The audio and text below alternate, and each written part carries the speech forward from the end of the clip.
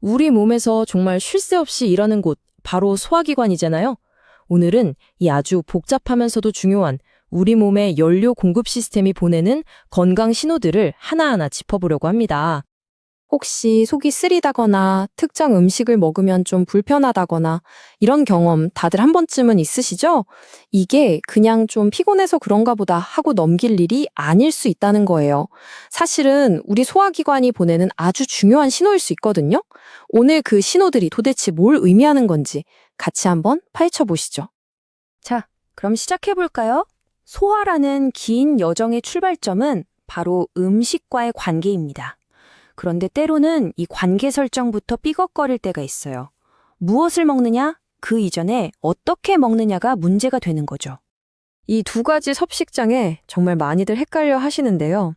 핵심적인 차이는 바로 행동 패턴에 있어요.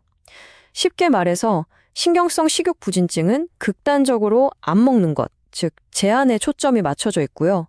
반면에 신경성 폭식증은 미친 듯이 먹고 나서 일부러 토해내는 이 끔찍한 사이클이 계속 반복되는 거예요.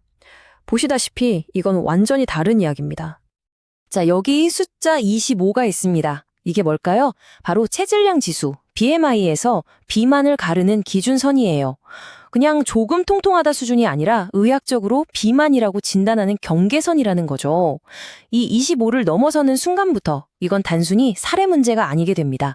심장병이나 당뇨병 같은 무서운 만성질환의 위험 스위치가 확 켜지는 신호라고 보시면 돼요. 자, 이제 음식물이 우리 몸속으로 들어가는 첫 번째 관문으로 가보겠습니다. 저는 이걸 음식의 고속도로라고 부르고 싶은데요. 바로 식도입니다. 이 고속도로가 막힘없이 뻥 뚫려 있느냐, 아니냐가 소화의 첫 단추를 꿰는데 정말 중요하겠죠. 식도, 그냥 목구멍에서 위까지 이어지는 단순한 근육 튜브 아니야? 라고 생각하기 쉬워요. 맞아요. 음식과 물이 지나가는 통로죠. 그런데 말이죠. 이 중요한 통로, 이 첫 번째 관문이 제 역할을 못하면 어떻게 될까요? 소화 과정 전체가 시작부터 삐걱거리기 시작하는 겁니다. 모든 문제의 시작이 바로 여기서부터일 수 있다는 거죠. 사실 엄밀히 말하면 소화의 여정은 입에서부터 시작되죠. 입안에 문제가 생겨도 소화에 영향을 줄 수 있어요. 우리가 흔히 겪는 두 가지를 한번 비교해 볼까요? 칸디다증, 아구창이라고도 하는데 이건 입안에 우유 찌꺼기처럼 하얀 말이 끼는 거예요. 곰팡이 감염이죠. 반면에 아프타성 구내염, 이건 그냥 입병, 즉 궤양이 생겨서 엄청 아픈 거고요. 스트레스 받으면 잘 생기잖아요? 보시는 것처럼 원인도, 모양도 완전히 다릅니다. 자, 아까 식도를 음식의 고속도로라고 했잖아요. 그런데 이 고속도로 끝, 위로 들어가는 톨게이트가 고장나서 차단기가 안 올라간다고 상상해 보세요. 음식이 꽉 막혀서 내려가질 못하는 거죠. 식도 위반 불능증이 바로 이런 상태입니다. 식도 맨 아래쪽에 있는 문, 이 괄약근이 열려야 음식이 위로 쏙 들어가는데 이게 꽉 닫힌 채로 열리질 않는 거예요. 정말 답답하겠죠? 자, 이번에는 톨게이트는 열렸는데 다른 문제가 생겼습니다. 식도와 위를 연결하는 아주 중요한 밸브가 고장 났을 때의 이야기예요. 이건 비유하자면 고속도로에서 차들이 막 역주행을 시작하는 것과 같은 아주 위험한 상황이라고 할 수 있습니다. 위식도 역류질환, 영어로는 GRD라고 하죠. 많은 분들이 겪는 속쓰림의 대표적인 원인입니다. 원리는 아주 간단해요. 한번 내려간 음식물이 다시 올라오지 못하게 꽉 막아주는 일방통행 밸브가 있다고 생각해 보세요. 이 밸브가 헐거워지거나 고장나면서 위에 강력한 위산이 식도로 역류해서 식도를 막 공격하는 거예요. 이게 어떻게 일어나는지 딱 3단계로 정리해 드릴게요. 자, 첫 번째, 식도 하단의 밸브가 약해지거나 제대로 닫히지 않아요. 그럼 두 번째, 그 틈으로 위에 있던 위산이 식도 쪽으로 역류하겠죠? 그리고 마지막 세 번째, 이 독한 위산이 연약한 식도 점막을 자극하면서 타는 듯한 통증, 바로 우리가 속쓰림이라고 부르는 증상을 만들어내는 겁니다. 아주 간단하고 명확한 과정이죠?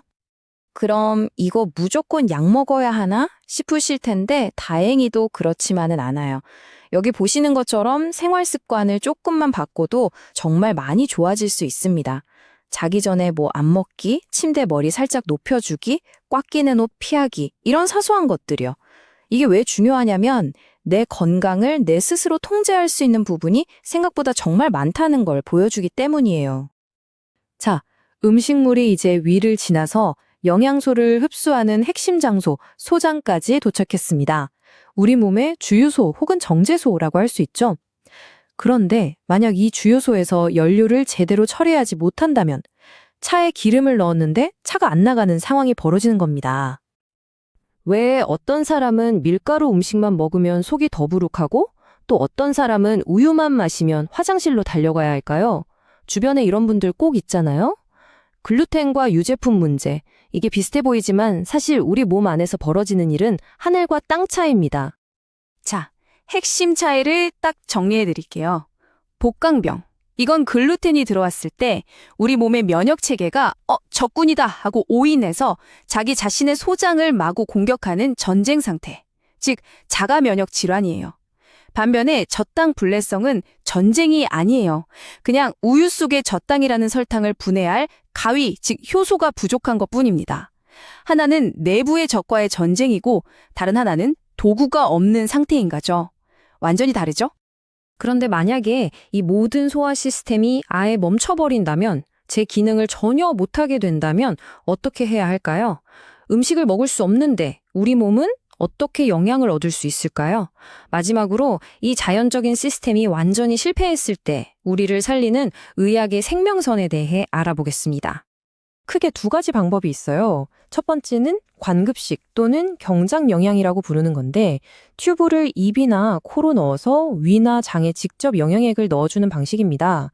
즉, 입으로 먹진 못해도 소화기관의 기능은 아직 사용하는 거죠.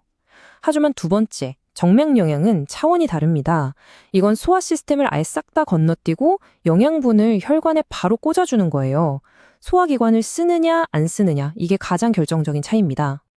자, 오늘 음식과의 첫 만남에서부터 소화와 흡수의 문제, 그리고 마지막 생명선까지 우리 소화 시스템의 기나긴 여정을 함께 따라와 봤습니다. 정말 복잡하고 정교하죠? 이 시스템은 사실 하루도 쉬지 않고 우리에게 계속해서 신호를 보내고 있어요. 나 좀 힘들어, 이건 좀 아닌 것 같아 하고 말이죠. 그래서 마지막으로 이 질문을 한번 던져보고 싶어요.